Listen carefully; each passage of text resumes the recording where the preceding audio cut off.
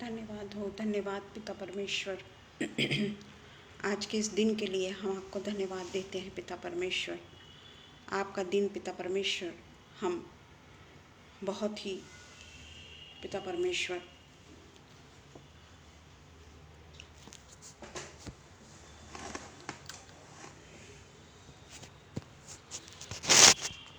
धन्यवाद रूपी बलिदान चढ़ाते हैं पिता कि आपने पिता परमेश्वर हमको ये दिन दिया कि पिता परमेश्वर आज फिर से हम आपकी स्तुति और इबादत और महिमा करने के लिए फिर से पिता परमेश्वर ने हमको जो मौका दिया उसके लिए हम पिता परमेश्वर का तहे दिल से धन्यवाद करते हैं। आइए हम प्रार्थना करें। Hallelujah, hallelujah, hallelujah, hallelujah. धन्यवाद, धन्यवाद, धन्यवाद, धन्यवाद, धन्यवाद, धन्यवाद हो पिता परमेश्वर। आपके नाम की महिमा हो, आपके नाम का जय जयकार हो। आपके नाम को पिता परमेश्वर हम ऊंचे पे चढ़ाते हैं पिता परमेश्वर। हम धन्यवाद देते हैं पिता परमेश्वर कि आज तक पिता परमेश्वर आपने हमको आपके मजबूत हाथों के नीचे रखा है पिता, और हमें हर खतरों, हर मुसीबतों और परेशानियों से, विपदाओं से, दुखों से, संकटों से पिता परमेश्वर आपने हमारी रक्षा की है। आपने पिता परमेश्वर हमें हमेशा पिता परमेश्वर अपने हाथ में इसलिए रखा है क्योंकि पिता परमेश्वर आपको पिता परमेश्वर हम सब भाते हैं। आप जानते हैं पिता परमेश्वर कि मनुष्य प्राणी कई बार पिता परमेश्वर आपको तकलीफ देता है, आपको पिता परमेश्वर शोकित करता है, आपको खेदित करता है, पर फिर भी पिता परमेश्वर हमारे दामन को नहीं छोड़ते, क्योंकि वो हमारे स्वर्गीय पिता है जो हमेशा हमारे अच्छे की कामना करते हैं और यही चाहते हैं कि हम यहाँ पर जो अस्थिर हमारा डेरा है वो परमेश्वर के घर में स्थिर रूप से वो हमें देना चाहते हैं। और इसलिए पिता परमेश्वर हमेशा हमारे साथ में बने रहते हैं कि कहीं कोई हम गलत काम ना करें। फिर भी पिता परमेश्वर हम आपका धन्यवाद करते हैं कि आप हमारे पाँव को गलत रास्ते पे जाने से रोकते हैं, हमारी आँखों को गलत बातें देखने से रोकते हैं, और पिता परमेश्वर हमें हमेशा अपने ही आगोश में रखते हैं कि हम कहीं पे भी गलत राह पे ना चलने पाए। पिता परमेश्वर होने देना पिता परमेश्वर कि हम जितने भी वर्ष इस संसार में हैं, होने देना पिता परमेश्वर कि हम केवल और केवल आपको भाने लायक कार्य करने वाले हो सके। पिता परमेश्वर हम आगरा मसीह मंडली के लिए आपको धन्यवाद करते हैं कि आज का दिन फिर से पिता परमेश्वर हमें मिला है कि ये पिता परमेश्वर पेज के साथ में रहकर हम पिता परमेश्वर का गुणानुवाद कर सके, पिता परमेश्वर को ऊंचे पे, पिता परमेश्वर के नाम को ऊंचे पे चढ़ाने वाले हो सके। और इसलिए पिता परमेश्वर आज ये संधि जो ये प्लेटफॉर्म के ज़रिए हमको मिली उसके लिए हम आपका धन्यवाद करते हैं। हम विशेषकर पिता परमेश्वर आप धन्यवाद देते हैं पिता परमेश्वर अनुपम भैया का और मैडम शबनम का पिता परमेश्वर कि पिता परमेश्वर उनके कारण उन्होंने जो हमको ये मौका दिया कि आज हम परमेश्वर के वचन को शेयर करने वाले हो सके, उसके लिए हम उनके आभारी हैं पिता परमेश्वर।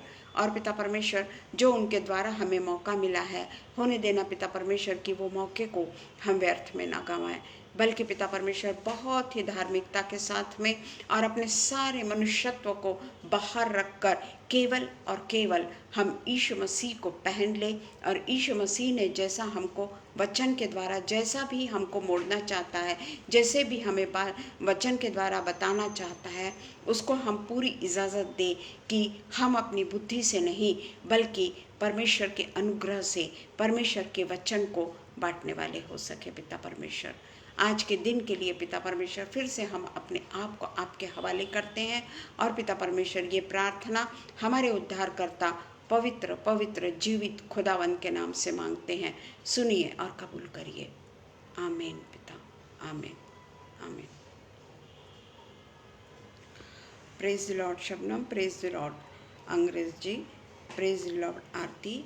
बहुत बहुत धन्यवाद हो आपका आज के दिन को पिता परमेश्वर के लिए जो आप लोगों ने हमें दिया है, उसके लिए हम बहुत बहुत धन्यवाद करते हैं मैडम शबनम का और अनुपम भैया का।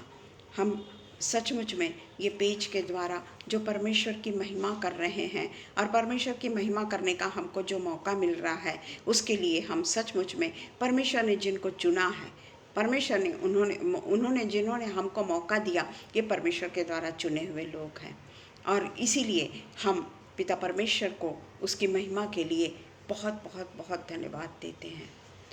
आज का दिन यहोवा ने बनाया है, हम उसमें आनंदित और प्रफुल्लित हैं।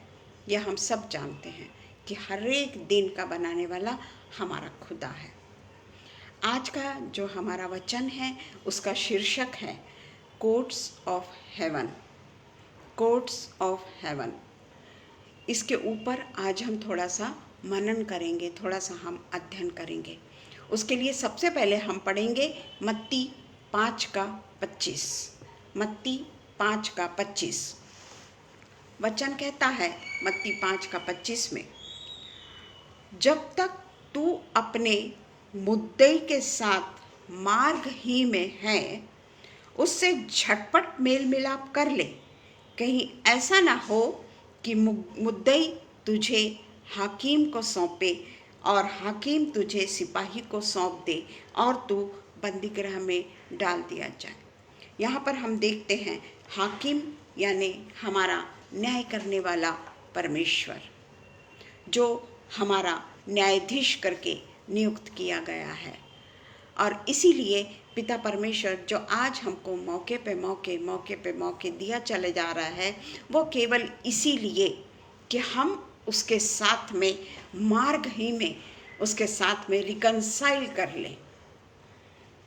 वो जैसे हमें रास्ता बताते हैं, वो जिस तरीके से हमको चलाना चाहते हैं, उस तरीके से हम अपने आप को पूरे तरीके से अपने न्यायाधीश के सामने सौंपने के पहले, क्योंकि अभी जब हम यहाँ पर हैं उस समय हमारा परमेश्वर न्यायाधीश करके नहीं बैठा है। वो एक हमारा पिता परमेश्वर जो दयालु है, अनुग्रहकारी है, विलंब से क्रोध करने वाला परमेश्वर है, और क्रोध करके वहीं पे रुकने वाला परमेश्वर नहीं है। उसका क्रोध बड़ी जल्दी ख़त्म हो जाता है और वो फिर से हमको बचाने की कोशिश करता है कि कहीं तुम आखिरी समय में न्यायाधीश के चुंगल में ना आ जाओ। ये है कोर्ट्स ऑफ हेवन। और इसलिए पिता परमेश्वर हमको मौका देता है। यीशु मसीह ऊपर के भी वचनों में कहते हैं कि हमको क्या करना है और हमको क्या नहीं करना है। और उसके लिए पिता परमेश्वर ने जो आज तक हमको इस दुनिया में रखा है ना, उनका प्रयोजन ही वो है। उनका प्रयोजन ही वो है कि हम कहीं न्यायाधीश के अंडर में ना आ जाएं, किसी जज के अंडर में हम ना आ जाएं, क्योंकि वहाँ पर कोई पैसा दे के आपका न्याय नहीं होने वाला, या ऐसा कोई भी जेल, ऐसा कोई भी कानून नहीं होगा जहाँ हम पैसा दे के वो कानून को बदल डालें, या हम पर जो इल्ज़ाम लगे हैं उसको पैसा दे के मोड़ दें, उसको हम घूस देकर अपनी तरफ से न्यायाधीश को कर लें। ये सब नहीं चलेगा। वो जज के सामने कुछ भी नहीं चलेगा। और इसलिए हम देखते हैं कि परमेश्वर आखिरी समय तक हमको ये मौका दिया चला जाता है कि हम अपने पैसे का भुगतान पूरे तरीके से परमेश्वर के सामने कर दे। पैसे का भुगतान अर्थात वह चाहता है कि परमेश्वर की हर आज्ञा का पालन, परमेश्वर की हर आज्ञा का पालन, जो पुराने नियम में भी हम निर्गमन में देखते हैं और नए नियम में भी हम देखते हैं, हर पेज पे हमको आज्ञाएं मिलती है, उसका पालन हम बड़े ही आज्ञाकारिता के साथ में करें, क्योंकि समय निकट है। हम नहीं जानते कि कब हमारा अंतिम समय आएगा, यह हम नहीं जानते, या परमेश्वर का आना कब होगा। परमेश्वर हमारे लिए देर करता चला जा रहा है कि अभी भी मेरे बेटे और बेटियां अपने मन को फिरा ले, ताकि वो ऐसे न्यायाधीश के सामने ना खड़े हों अंतिम समय में, जहां पर बिना किसी, बड़े हो छोटे हो गरीब हो, कितने भी रईस हो, सेठ हो, कुछ भी हो, न्याय होगा, और वो भी न्याय ऐसा होगा कि जिसमें कहीं कोई मिलावट नहीं होगी। और इसलिए पिता परमेश्वर कहते हैं कि उसकी मुख्य आज्ञाओं को हम माने। उसमें से हम आज एक मुख्य आज्ञा को लेंगे, और वो है एक आज्ञा, अपने पड़ोसी से हम प्रेम करें। अपने पड़ोसी से हम प्रेम करें। यहाँ तक उसने कहा है कि अपने पड़ोसी से प्रेम ही करना काफ़ी नहीं है, अपने पड़ोसी से अपने समान प्रेम रख।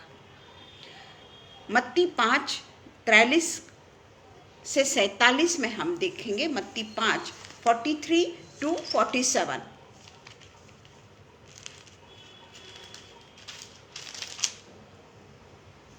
तुम सुन चुके हो कि कहा गया था अपने पड़ोसी से प्रेम रखना, ये कहा गया था तुम, और अपने बैरी से बैर, है ना। ये हम सुन चुके हैं, ये हम पुराने नियम में पाते हैं, लेवी व्यवस्था 19:18 में पाते हैं। हमारे पास में अभी समय नहीं होता है इतना सब पढ़ने के लिए। लेवी व्यवस्था 19:18 में लिखा हुआ है कि अपने पड़ोसी से प्रेम रखना और अपने बैरी से बैर। परंतु यीशु मसीह का नया नियम, यीशु मसीह यहाँ यह कहते हैं कि परंतु मैं तुमसे यह कहता हूँ कि अपने बैरियों से प्रेम रख और अपने सताने वालों के लिए प्रार्थना कर। बहुत कठिन है ये ना, बहुत कठिन है। कई ऐसे लोग होंगे जो हमारे विरोध में जाते हैं, या जिनका हमने अच्छा ही अच्छा किया, या जिनके लिए हमने बहुत परमेश्वर से आज भी हम प्रार्थना करके उनके लिए मांगते हैं, पर वो हमारे बैरी नहीं बोलेंगे, हमसे अलग हो गए, समझ जाइए। परंतु हमको परमेश्वर कहता है कि उनके लिए हमको किसी से कुछ नहीं कहना, उनकी बुराई नहीं करना है हमको। वो हमारे बैरी करके हम उनके साथ में पेश ना आए। अगर हम सोचेंगे कि ये मेरा बैरी है तो हम उसके साथ में वैसे ही पेश आएंगे। इसलिए परमेश्वर का वचन कहता है कि अपने बैरियों से प्रेम रख और अपने सताने वालों के लिए प्रार्थना कर। बहुत आसान लगता है ना ये, हम हमेशा पढ़ते हैं अपने बैरियों से बैर रख और सताने वालों के लिए प्रार्थना कर, पर ये बड़ा कठिन है प्रियो। जो हमको प्रेम करता है, अगर प्रभु कहेगा कि तू उससे प्रेम कर, हम बड़े आराम से तैयार हो जाएंगे। अपने से प्रेम करने वालों के साथ में प्रेम करना बहुत आसान है, पर जो हमारे विरोध में चले जाते हैं उनके लिए उनको प्रेम करना, और जो हमको सताने वाले लोग हैं उनके लिए प्रार्थना करना। दुनिया में ऐसा कोई भी व्यक्ति नहीं है जो ये कहे कि मुझको कोई सताने वाले लोग नहीं हैं। वो बहुत भाग्यशाली हैं अगर उनको कोई सताता नहीं है। परंतु जब तक हम इस मुसीबत में पड़ते नहीं, जब तक हमारे पास में ऐसे लोग होते नहीं, तब तक हम कैसे परीक्षा दे सकते हैं? क्योंकि हमें क्या मालूम कि उसमें हम सक्सेसफुल होंगे या नहीं। परंतु जब हम ऐसे लोगों के सानिध्य में आते हैं, उस समय सचमुच में हमारी परीक्षा की घड़ी है कि हम इस समय क्या करते हैं। हम इस समय परमेश्वर के सामने किस तरीके से अपने आप को सरेंडर करते हैं, और किस तरीके से अपने बैरी के लिए हम उसके लिए प्रेम रखते हैं, और जो हमारे विरोधी हैं या जो हमें सताते हैं उनके लिए हम प्रार्थना करते हैं, जिससे तुम अपने स्वर्गीय पिता की संतान ठहरोगे, क्योंकि वह भले और बुरे दोनों पर अपना सूर्य उदय करता है। जिस तरीके से हम ये नहीं कह सकते कि मेरा कोई बैरी नहीं या मेरा कोई सताने वाला नहीं। जब यीशु मसीह को लोगों ने नहीं छोड़ा, वो तो हमेशा अच्छा ही अच्छा करते थे, लोगों के लिए अच्छा ही सोचते थे। प्रेज द लॉर्ड शबनम जी। अच्छा ही सोचते थे और अच्छा ही करते थे। उन्होंने कभी किसी की बुराई नहीं की। उन्होंने अपने शत्रुओं को भी प्रेम किया, जो उनको थप्पड़ मारे, जिन्होंने उनको कांटों का ताज पहनाया, जिन्होंने उनके बालों को नोच लिया और उनको इतना विद्रूप कर दिया कि वो पहचान भी नहीं पा सकते थे। उनके पीठ पे, उनके पेट पे, सारे शरीर के हिस्से पे ऐसी ऐसे चाबुक चलाए गए कि वो पहचानना उनके लिए मुश्किल हो गया। पूरा उनके शरीर के साथ में, मांस के साथ में लोथड़ा का लोथड़ा बाहर आता था। परंतु हम यीशु मसीह ने अपने बैरियों के लिए श्राप दिया क्या? हम नहीं कह सकते कि मेरा कोई बैरी नहीं। यीशु मसीह को भी लोगों ने नहीं छोड़ा। या हम नहीं कह सकते कि हमारे साथ में हमको कोई सताने वाला नहीं। यीशु मसीह को भी लोगों ने सताया। जब वो 3.5 साल तक जब उन्होंने अपने परमेश्वर की सेवा के लिए और अपने लोगों को, जो उनके विरोधी थे, उनके भी साथ में वो उठा बैठा और उनके भी पापों के क्षमा के लिए परमेश्वर से प्रार्थना करता चला गया। प्रेज़ द लॉर्ड अनुपम भैया, प्रार्थना करता चला गया। उसने कभी किसी को मेरा और तेरा नहीं किया। ये मुझे सताते हैं, ये मेरे नहीं, ऐसा नहीं किया। परंतु हम इस तरीके से अपने प्रेम करने वालों से अगर प्रेम करते हैं, हमारे साथ में हमारी बढ़ाई करने वालों के साथ में अगर हम उनकी बढ़ाई करते हैं, तो क्या किया हमने? क्या किया हमने? क्या हम सचमुच में यीशु मसीह के संतान ठहरे? परीक्षा तो तभी है पिता परमेश्वर ने हमारी परीक्षा की घड़ी तो तभी है जब हम अपने बैरियों से प्रेम करें और जब हम अपने सताने वालों के लिए प्रार्थना करें। बोलना बहुत आसान है, पर उसके ऊपर निभाना बहुत कठिन है। पर फिर भी परमेश्वर हमको कोर्ट्स ऑफ हेवन में जाने के लिए, बचाने के लिए हमको ये सब बातें अपने जीवित रहते समय ही हमको ये बातें करना है, ताकि हम हमारे न्यायाधीश के सामने अंतिम समय में हम अनंत जीवन को प्राप्त करें। क्योंकि उस समय हमारे न्यायाधीश के सामने हमारे लिए केवल 2 ही पर्याय होंगे, अनंत मृत्यु या अनंत जीवन। तो इसीलिए हम देखते हैं, हम सब अपने अपने दिलों को जांचें। हम अपनी खुद की यानी खुद की सेल्फ स्टडी करें। हम देखें तो सही कि हम कहाँ हैं, क्या हमसे गलती हो रही है, क्योंकि हम इतने भी अनजान नहीं हैं गलतियों से, या हम ये नहीं समझ सकते कि किसे हम दोष दे रहे हैं या किसके ऊपर हम इल्ज़ाम लगा रहे हैं, किससे हम प्यार कर रहे हैं और किससे हम नफरत कर रहे हैं, या किसका तिरस्कार कर रहे हैं और किसे गले से लगा रहे हैं। ये हमारा हृदय नहीं जानता, ऐसा एक भी व्यक्ति नहीं है। क्योंकि यीशु मसीह भी जानते थे कि यहूदा इस्करियोती उनको पकड़ने वाला है। यहूदा इस्करियोती ट्रेजरार था और वो उसके थैली से पैसा चुराता था। यीशु मसीह जानते थे, पर क्या उन्होंने एक चेले के साथ में बहुत प्रेम से और दूसरे यहूदा इस्करियोती को वो डांटते रहे, या यहूदी इस्करियोती का वो तिरस्कार करते रहे? हम देखते हैं, हम हमारे हृदय को जांचें, हम हमारे हृदय को जांचें कि हम कैसे प्यार करते हैं लोगों के साथ में।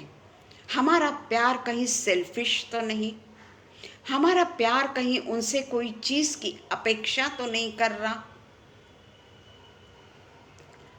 किसी बड़े व्यक्ति के साथ में प्यार करना, किसी बड़े व्यक्ति को अपने ऊंचे सिंहासन पर बैठाना, किसी बड़े व्यक्ति को, छोटा भी व्यक्ति वहाँ है पर बड़े व्यक्ति के साथ में अलग तरीके से पेश आना, ये हमको समझता है प्रियो, हमको समझता है ये।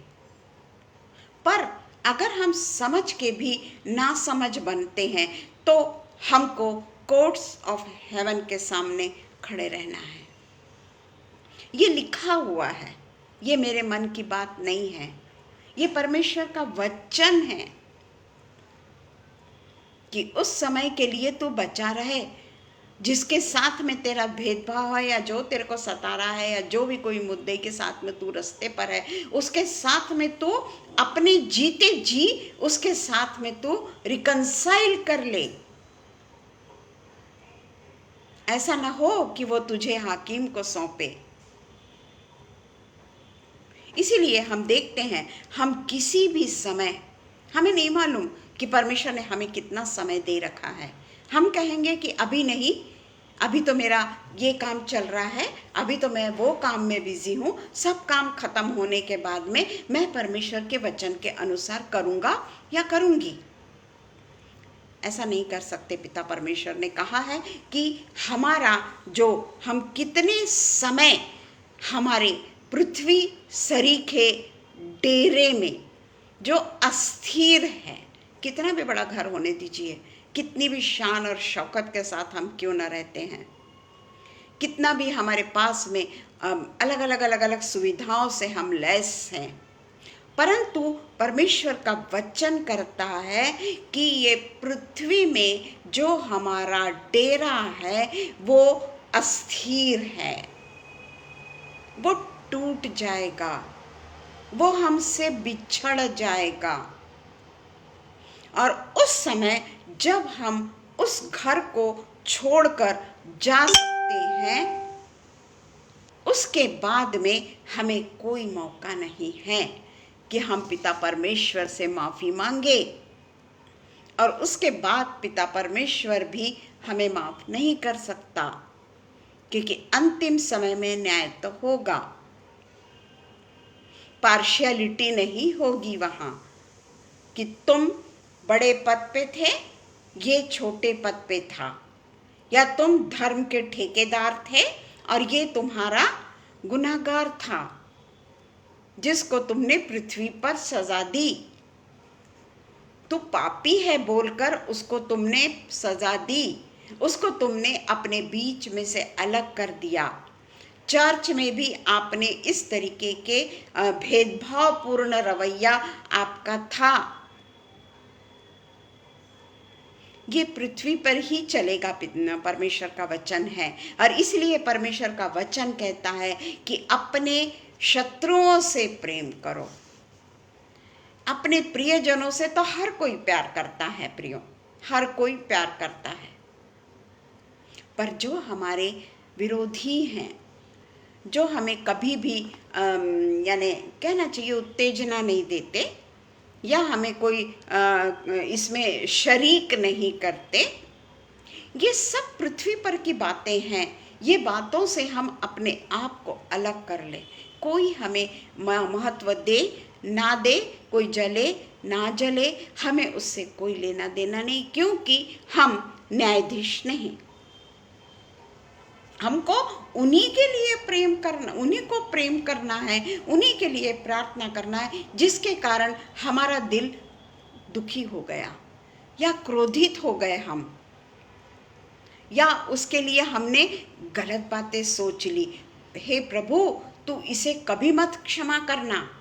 हे प्रभु, ये देख मेरे साथ में कितना बुरा व्यवहार कर रहा। परमेश्वर, क्या तू अंधा हो गया? क्या तुझे दिखता नहीं कि मैं तो इसके लिए प्रार्थना करती हूँ? मैं तो इसके बैरी के सामने जाकर कितने बार झुकने की कोशिश करती हूँ, उससे मैं बात करने की कोशिश करती हूँ, पर वो तो मेरा सुनता ही नहीं। तूने बोला था, मैंने कर लिया, अब मेरे को मत बोलना कि तू कर। और नहीं, परमेश्वर ने समय नहीं नियुक्त किया कि बैरियों के लिए तू 1 साल प्रार्थना कर, या बैरियों के साथ में तू 1 साल प्रेम रख, या अपने शत्रुओं के साथ तू 6 महीने तक उसके लिए प्रार्थना कर। ऐसा नहीं लिखा है। हम जब तक जीवित हैं तब तक हमारा यही कर्तव्य है। परमेश्वर ने आज्ञा जो हमें दे रखी है उसके अनुसार हमको 7 के 70 दफ़ा एक समय में अपने बैरियों को अपने अपराधियों को क्षमा करना है। ये परमेश्वर का वचन है जो निभाना हम सोचते ज़रूर हैं कि हम ये बहुत आसान है, हम किसी को भी 7 के 70 दफ़ा माफ़ कर देंगे, पर जब हम सचमुच में एक्सपीरियंस करते हैं ना उस चीज़ का, क्वाइट इम्पॉसिबल हो जाता है। क्योंकि उसके एक्टिविटीज़, उसका हमारे तरफ देखने का तरीका, या उसका हमारे तरफ मुंह फेरने का तरीका, या हम अगर उसको विश करते हैं वो हमको विश नहीं करता, या बहुत अलग तरीके से हमको दुर्लक्षित करता है, हमारा मन कहीं तो भी उसके लिए विरोध में चला जाता है। 7 के 70 दफ़ा तो बहुत बड़ी बात हो गई, पर परमेश्वर का वचन यही कहता है कि क्या हम जब न्यायाधीश के सामने खड़े होंगे तो क्या हम इस चीज़ का एक्सप्लेन कर सकेंगे परमेश्वर को? परमेश्वर बोलेगा कि तेरे सामने मैंने बाइबल रखा था, तू बाइबल पढ़ती थी, तू लोगों को वचन सुनाती थी, तू फेसबुक पे आती थी, फेसबुक पे बड़ी बड़ी बातें करती थी, तू कैसी है ये वो व्यक्ति नहीं समझ सका, या मैं कैसी हूँ अनूप भैया नहीं समझ सके, अनुपम भैया नहीं समझ सके, शबनम नहीं समझ सकी, पर मेरे को तो तू बेवकूफ़ नहीं बना सकती ना। आप सोचेंगे कि ये इतना अच्छा है, ये ठीक है ना, है अच्छे, नहीं मैं नहीं बोल रही कि नहीं है, परंतु हमारे मन में जो भावनाएं बड़ी भरी पड़ी है ना, वो हमको परमेश्वर के न्याय के सिंहासन के सामने जब हम जाएंगे उस समय बहुत कठिन हो जाएगा। हम उस समय परमेश्वर को बोलेंगे, परमेश्वर मैंने तो तुझ पर बहुत विश्वास किया, मेरा तो हर काम विश्वास पे चलता था, तू बोलता था संडे को चर्च जा, मैं हर संडे को चर्च जाती थी, तो आप कहते थे कि मूर्तों की पूजा नहीं करना, मैंने तो कभी मूर्तों की पूजा नहीं की। आपका वचन कहता है कि मूर्ति पे चढ़ा हुआ प्रसाद नहीं खाना, मैंने तो कभी भी प्रसाद नहीं खाया पिता परमेश्वर, है ना। बाहरी मनुष्यत्व, ये हमारा बाहरी मनुष्यत्व है। और हम कहेंगे कि हर समय मैं प्रभु भोज के समय में कितना यानी नम्र और दीन होकर तुझसे प्रार्थना करता था परमेश्वर। उस समय मैं अपने आप को पूरे तरीके से क्लीन कर लेता था। कैसे करता था आई डोंट नो, मैं भी वैसी हूँ ना। उस समय खूब हम लोग आंखें बंद करके बड़े एकाग्रता से हम प्रभु भोज लेते हैं, पर उसके पहले हमने क्या किया और प्रभु भोज के बाद में हम क्या करते हैं, ये सब हम अच्छे से जानते हैं। वो विधि 15 मिनट की समझ जाइए, है ना, और उसके पहले आगे ऐसा समझ जाइए, आधा घंटा समझ जाइए। जिसका कलीसिया बड़ी हो उनका आधा घंटा समझ जाइए। उसके वो समय भी हम जब प्रार्थना करते रहते हैं, क्या हम सच्चे हृदय से प्रार्थना करते हैं? कहीं तो भी 1 मिनट के लिए हमारा हृदय हमको धोखा नहीं देता। पर हम परमेश्वर से बोलेंगे कि परमेश्वर मैं तो प्रभु भोज भी लेता था। जिनके यहाँ हर संडे को होता होगा वो कहेगा मैं हर संडे लेता था। किसी के यहाँ महीने में 1 बार होता होगा, मैं तो महीने में 1 बार प्रभु भोज लेता था। बाकी दिन मैं चर्च जाऊं या ना जाऊं प्रभु, पर मैं प्रभु भोज के समय चर्च आता था ना प्रभु, मैं तेरे सिंहासन के सामने आता था ना प्रभु। परमेश्वर बोलेगा मैंने तुझे बहुत मौका दिया, मैंने तेरी जिंदगी इतनी लंबी करी कि तू अभी भी सुधर जा।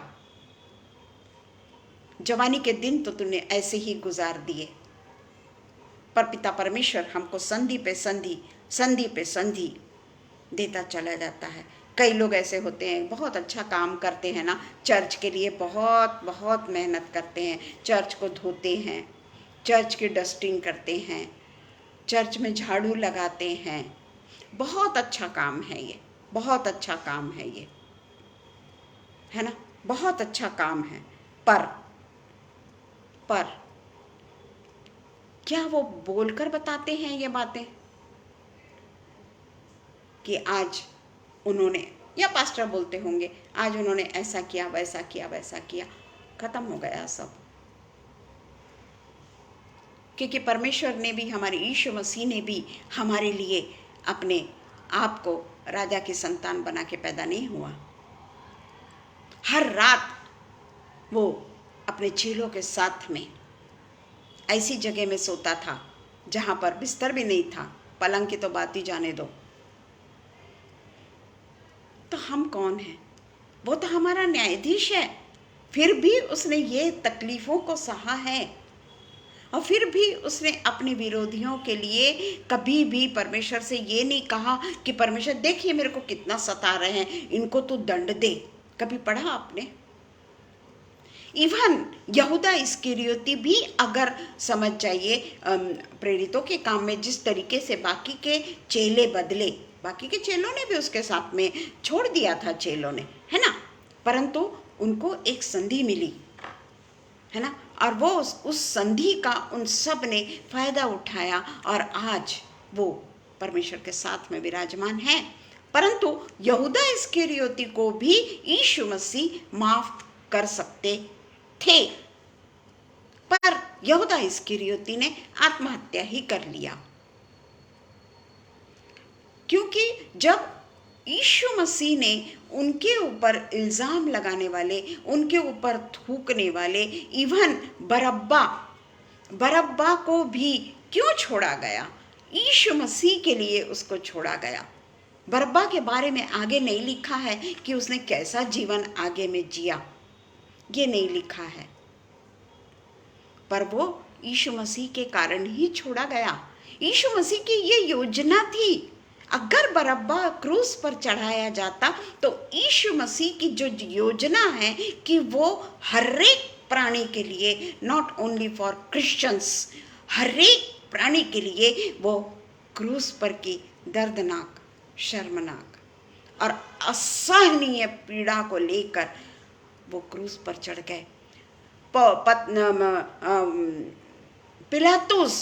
पिलातुस उसे क्षमा करना चाहता था, वो उसको दूसरे राजा के पास में भेजता, वो भी उसको वापस फिर से पिलातुस के पास में भेजता है, पर नहीं, यीशु मसीह अब चाहते तो वो छूट सकते थे, पर वो प्रयोजन उनका था ही नहीं।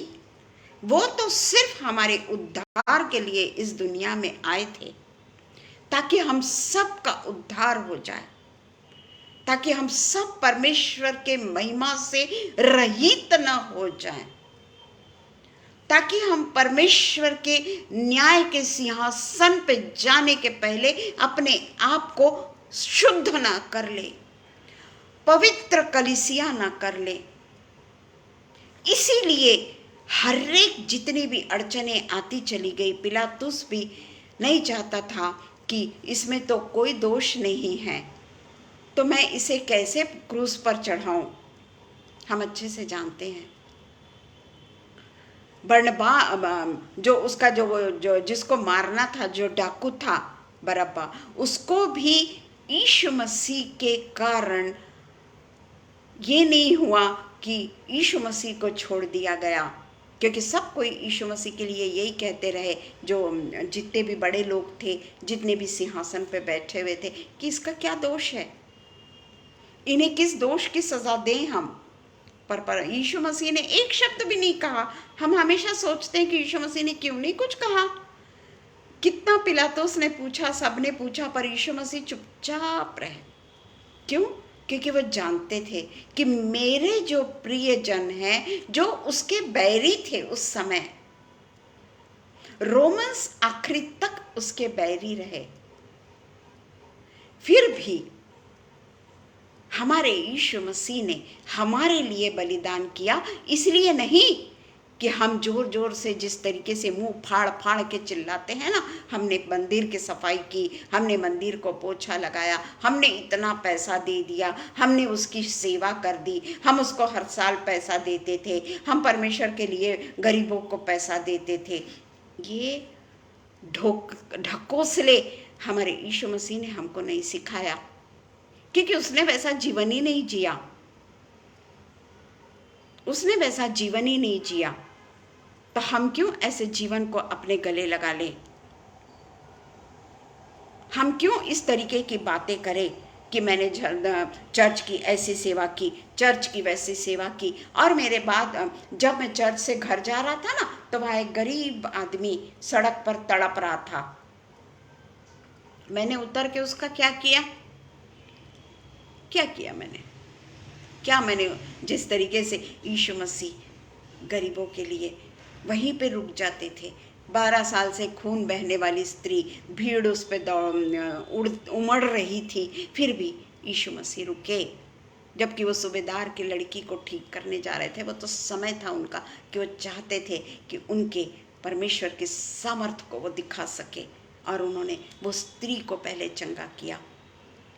क्या उन्होंने उसको छूछा किया, थू किया उसके ऊपर कि 12 साल से अशुद्ध स्त्री है, ये पुराने नियम में लहू बहने क्या वो है। हम जानते हैं किस तरीके से उनको अलग रखा जाता है, पर यीशु मसीह ने ऐसा नहीं किया। प्रियो, हम चर्च धोते हैं ना, हम चर्च को झाड़ू पोछा भी करते हैं, हम दान भी बहुत देते हैं, हम गरीबों के लिए भी बहुत कुछ देते हैं। हाँ, हम परमेश्वर के लिए हम गाने भी गाते हैं, सामने खड़े होकर वर्शिप करते हैं। पर वहीं पे चर्च में ही एक आधी गरीब स्त्री जिसको नहीं आता है बोलना ना, हमारी तरह की से बहुत बड़े बड़े लैंग्वेज, बड़े बड़े शब्दों का वो प्रयोग नहीं कर सकती। मैंने ना ऐसा किया, मैं ऐसी हो गई, फिर मैं ना ऐसा हो गया, यानी उसकी लैंग्वेज बेचारी की हमसे शुद्ध लैंग्वेज नहीं है। तो उसके लिए हम मुंह छिपा के हंसते तो नहीं, हम उसके लिए मुंह छिपा के हंसते तो नहीं। प्रेज द लॉर्ड दीदी, हमने जो भी कुछ किया ना, सामने जाकर हमने स्तुति बलिदान चढ़ाया ना, परमेश्वर को आराधना की ना, परमेश्वर की चर्च भी धोया ना परमेश्वर का, और हमने बहुत बहुत बहुत बड़े बड़े काम किए, है ना। मैं तो बहुत विश्वासी हूँ, मैं तो बहुत विश्वासी हूँ, ऐसा चिल्लाती रही मैं। परंतु मैंने क्या किया, चर्च में ही किया मैंने तो। कोई अगर बड़ा व्यक्ति अगर खड़ा हो जाता है, हम उसके लिए ताली बजाते हैं, अच्छी लैंग्वेज में बोलता है, इंग्लिश का भी प्रयोग करता है, सधी हुई बात करता है, बड़े बड़े शब्दों का प्रयोग करता है, हम उसके लिए ताली बजाते हैं। तो इसीलिए परमेश्वर का वचन कहता है कि हम अपने किए पर कभी भी मगरूर ना हो, कभी भी मगरूर ना हो, क्योंकि सब धार्मिक काम हमारे लिए मैले चिथड़े कपड़ों के समान है। यीशु मसीह ने कभी भी मगरूरी नहीं दिखाई। वो तो जानता था ना कि वो खुद परमेश्वर में से निकला है, पिता पुत्र पवित्र आत्मा का एक हिस्सा है जो मनुष्य बन के हमारे लिए आया। उसने कभी घमंड नहीं किया। तब अगर हम ऐसा करेंगे ना, तो अंतिम समय में न्यायाधीश हमसे कहेगा, तुम्हारा मन पवित्र नहीं था, तुम्हारे हृदय में असाध्य रोग लगा हुआ था। हम कहेंगे, परमेश्वर मैंने तो ऐसा किया, मैंने तो वैसा किया, मैंने क्या नहीं किया तेरे लिए। पर परमेश्वर बोलेगा, मैं तुझे नहीं पहचानता। न्याय तो होगा उस समय पर। मैं अगर हमसे यीशु मसीह ने पूछा कि क्या तेरे को कभी गुस्सा नहीं आता था? बड़े लोगों पे गुस्सा कर सकता था क्या तू? उसको तो डोमिनेट करके बोल सकता था क्या? तेरे बॉस ने अगर तुझे तकलीफ भी दी, या तेरे बॉस ने तेरे साथ में मिसबिहेव भी किया, या तेरे बॉस ने तेरा कॉन्फिडेंशियल खराब कर दिया, तो क्या तुझे गुस्सा नहीं आता था? तू उसको अलग अलग तरीके से श्राप नहीं देता था? पिता परमेश्वर हमसे पूछेगा। एक छोटी सी बात ही मैंने बताई हूँ, है ना। क्या तू अपने भाई से प्यार करता था? चलो सगे भाई की ले लो, दूसरों की तो बात जाने दीजिए। क्या मैं अपने सगे भाई से तू प्यार करता था? क्या तू अपने भाई और बहन, जो भाई बहन दोनों भी, उसके साथ में तूने धोखेबाजी नहीं की, उसको तूने नहीं छला, उसको तूने नहीं लूटा? जरूर पूछेगा परमेश्वर। उसका कोई नहीं होने के बावजूद भी तूने क्या उसको नहीं लूटा? तूने उसके साथ में न्याय का काम किया क्या? ये भी पूछा जाएगा प्रियो। ये जगत में हमको जो जो करना है, हमको बहुत सोच के करना है। और अगर किसी का बुरा, भाई बहनों में भी अगर किसी के साथ में क्या कहना चाहिए कि न्याय का काम नहीं हो रहा है, उसके साथ में बुरा व्यवहार किया जा रहा है, तो जिसके साथ में बुरा व्यवहार किया जा रहा है, क्या वो अपने भाई को दोष देती रही? क्या वो अपने भाई के लिए बुरी बुरी कामना करती रही कि ठीक है ना, मैं तो चर्च जाते हैं हम तो, तुम तो चर्च नहीं जाते, अंतिम समय में ना परमेश्वर तेरा न्याय करेगा?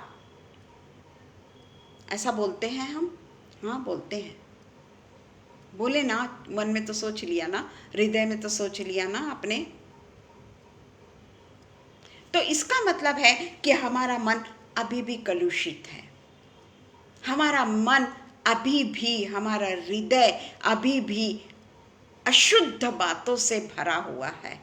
रोज हम बाइबल पढ़ते, रोज हम मत्ती के 4, 5, 6 जितने भी है, 5 और 5 में तो पूरे उसी के बारे में लिखा है कि तूने क्या क्या करना है, क्या क्या करना। 5, 6, 4, 5 सारे अध्याय में हम वही पाते हैं कि किस तरीके से हमको प्राथमिकता में, किस तरीके से हमको जीवन गुजारना है। क्या हम सचमुच में अपने सगे भाइयों को भी हम माफ करते हैं क्या? हो सकता है उन्होंने अब आपके ऊपर बहुत अन्याय किया है, बेदखल कर दिया है, और फिर भी और चाहते हैं और चाहते हैं, तो क्या कभी आप उसके लिए गुस्सा नहीं हुए ना? क्या कभी आपने उसके लिए कुछ समय के लिए क्यों ना, बाद में एकदम से चेंज होता है, परमेश्वर हमसे बात करता, हम एकदम चेंज हो जाते हैं, पर थोड़ी देर पहले हमने उसके लिए श्राप नहीं निकाला अपने मुंह से। तो पिता परमेश्वर यही कहता है कि जब कोई परमेश्वर स्वर्गीय पिता की इच्छा पे नहीं चलता, तो वो मेरे वचनों को कैसे सुनेगा? मत्ती 7:21 देखेंगे, क्या कहता है परमेश्वर? जो मुझसे हे प्रभु कहता है, उनमें से हरेक स्वर्ग के राज्य में प्रवेश ना करेगा। हे प्रभु कहता है, परंतु उनमें से हरेक स्वर्ग के राज्य में प्रवेश न करेगा, परंतु वही जो मेरे स्वर्गीय पिता की इच्छा पर चलता है, वही स्वर्ग के राज्य में पहुंचेगा। कितने बार हमने पढ़ा है ना इसको, कितने बार हमने पढ़ा है इसको कि कौन पहुंचेगा स्वर्ग के राज्य में, कौन जाएगा स्वर्ग के राज्य में। इतना ज़्यादा मत्ती में लिखा हुआ है, हम मत्ती तो हमेशा पढ़ते रहते हैं, परंतु क्या ये सब बातें देखकर क्या आपको लगता है कि हम स्वर्गीय पिता की इच्छा को पूरी कर रहे हैं? या स्वर्गीय पिता ने जो हमसे चाहा वो हम उसको दे रहे हैं? बहुत बड़ा है जो हम नहीं पढ़ सकते। अभी हम मत्ती 5:21 से 23 ही देख लेंगे, क्योंकि अपने पास में समय नहीं है। मत्ती 5:21 से 23। वहाँ से आगे बढ़कर यीशु ने और 2 भाइयों अर्थात जब्दी के पुत्र याकूब और उसके भाई 5:21 तुम सुन चुके हो कि पूर्व काल के लोगों से कहा गया था कि हत्या न करना, और जो कोई हत्या करेगा वह कचहरी में दंड के योग्य होगा। ये पुराने नियम में कहा गया है कि तू हत्या नहीं करना। परंतु नए नियम में क्या कहा है? नए नियम में कहा है ये यहूदियों की शिक्षा कि तू हत्या ना करना। उसके ऊपर यीशु मसीह कहते हैं कि यहूदी व्यक्ति जो है वो बाहरी व्यक्तिमत्व को देखते हैं, बाहरी व्यक्तिमत्व के प्रति उनका ज़्यादा दिखावटी उनका जीवन है। तो यीशु मसीह कहते हैं कि हमें न केवल कानून का पालन करना है, चाहे वो ये इतना पढ़ने के लिए हमारे पास में समय नहीं है और सब लोग जानते हैं कि परंतु मैं तुमसे कहता हूँ नए नियम के अनुसार यीशु मसीह जो कहते हैं वो हम पढ़ लेते हैं कि जो कोई अपने भाई पर क्रोध करेगा वह कचहरी में दंड के योग्य होगा। हत्या तो बहुत दूर की बात है प्रियो, किसी की जान लेना तो बहुत दूर की बात है प्रियो। ये तो कहता है कि अगर तुमने कचहरी में हत्या नहीं करना, परंतु वो कहता है भाई पर क्रोध भी करेगा। देखिए, चाहे वो हमसे कैसा भी करे, ऐसा नहीं लिखा है कि तेरे भाई ने अगर तेरे साथ में बुरा व्यवहार किया है या तेरे भाई ने तेरे को कचहरी में घसीटा है या तेरे भाई ने तेरे साथ में गलत व्यवहार किया है, तो ऐसा नहीं लिखा है। वो चाहे कुछ भी करे, वो चाहे कुछ भी करे, भाई बहन जो भी कोई अपने प्रियजन जो भी कुछ है, परंतु तुझे अगर क्रोध करेगा वह कचहरी में दंड के योग्य होगा। अगर तू तेरे भाई के प्रति क्रोध करता है तो हत्या जैसा तू दंड पाएगा। ये तो पुराने समय में यहूदियों की शिक्षा है कि तू हत्या करेगा तो ऐसा होगा, पर हमारा यीशु मसीह नए नियम में कहता है कि तू अगर अपने भाई पर क्रोध भी करेगा। यहाँ पर भी हम जगत भाई बहन नहीं बल्कि दूसरे भाई बहनों के भी बारे में सोचेंगे। हमारे भाइयों के साथ में तो ठीक है, परंतु हम जो हमारे लोग हैं, क्रिश्चियन ही नहीं, हाँ, चाहे कितने भी कोई भी क्यों न हो, हम उसके साथ में क्रोध न दिखाएं। और हम ये देखते हैं कि इसका जो आंतरिक अर्थ है वो हमको समझना बहुत ज़रूरी है कि किस तरीके से कानून के हवाले करना। कानून जहाँ परमेश्वर न्यायाधीश होगा, मैं जगत कानून की बात नहीं कर रही हूँ, जहाँ परमेश्वर हमारा न्यायाधीश होगा मैं वहाँ की बात कर रही हूँ प्रियो। कितनी छोटी सी बात है, भाई पे क्रोध करना भी पाप है। उसमें लिखा है जो कोई अपने भाई को निकम्मा कहेगा, फुलिश कहेगा। हम कई बार बोलते हैं ना, अरे वो तो फुलिश है, अरे उसे क्या समझता है, मैं तो उससे ज़्यादा होशियार हूँ, उसको क्या समझता। पर परमेश्वर का वचन कहता है कि कोई भी अगर किसी को निकम्मा भी कहेगा, मूर्ख भी कहेगा, देखिए ये लिखा हुआ है, मूर्ख भी कहेगा, वह नरक की आग के दंड के योग्य होगा। ये तो यीशु मसीह का कहा हुआ है। अनुग्रह का पीरियड पर ये यीशु मसीह का लिखा हुआ है। किसी को हम मूर्ख, फुलिश, निकम्मा, कोई काम नहीं करता, तो वो भी नरक के दंड के योग्य होगा। ये परमेश्वर का वचन है। नए नियम में यीशु मसीह के ये वाक्य हैं, ये उसकी शिक्षा है हमको, ये उसका हमको परमेश्वर ने हमको इन सब बातों से जो हम दैनंदिनी जीवन में गुजरते हैं यीशु मसीह अच्छे से जानता थे, और इसलिए यीशु मसीह ने हमको ये सब काम करने से रोका है। कितनी बार हम पढ़ते हैं ये, कितनी बार हम पढ़ते हैं, पर हम फिर से वैसे ही हो जाते हैं जैसे हम हैं।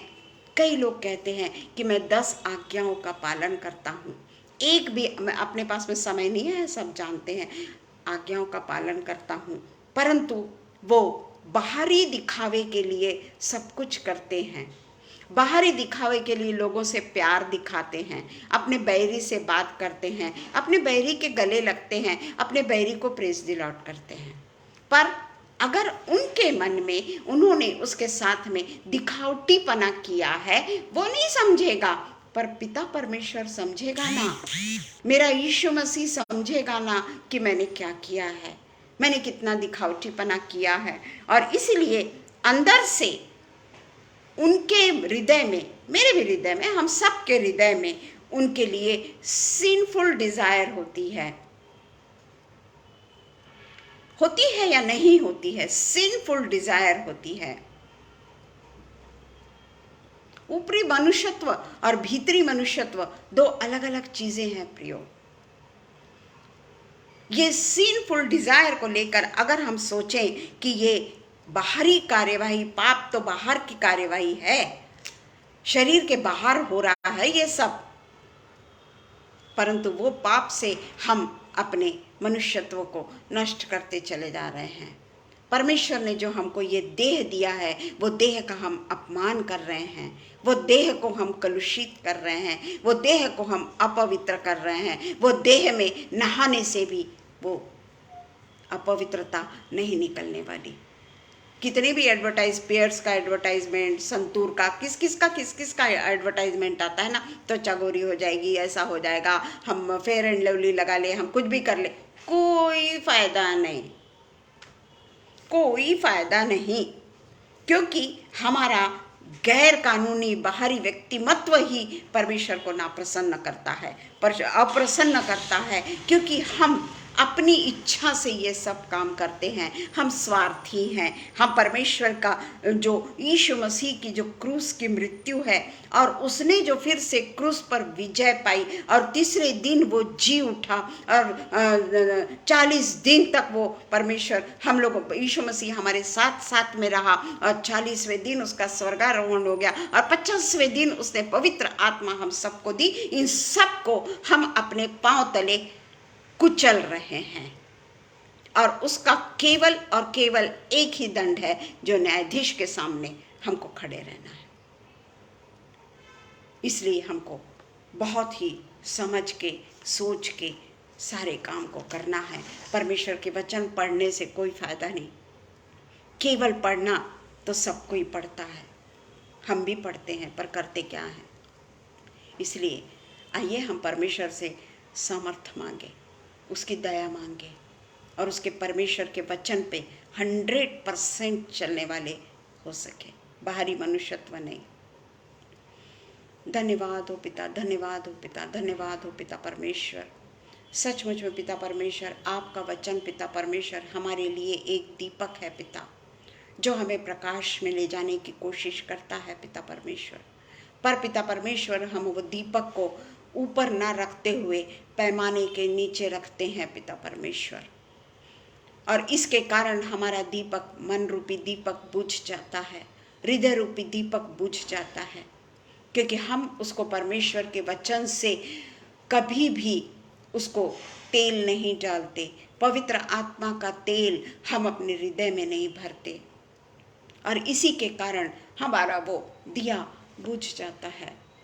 हमें पता नहीं पड़ता कि हमारा पवित्र आत्मा कब हमसे दूर चला गया और कब हम परमेश्वर के विरुद्ध में काम करने लगे, परमेश्वर के विरुद्ध में बोलने लगे, हमारे प्रियजनों के साथ या हमारे बैरियों के साथ या हमारे अपराधियों के साथ हम गलत बातें सोचने लगे।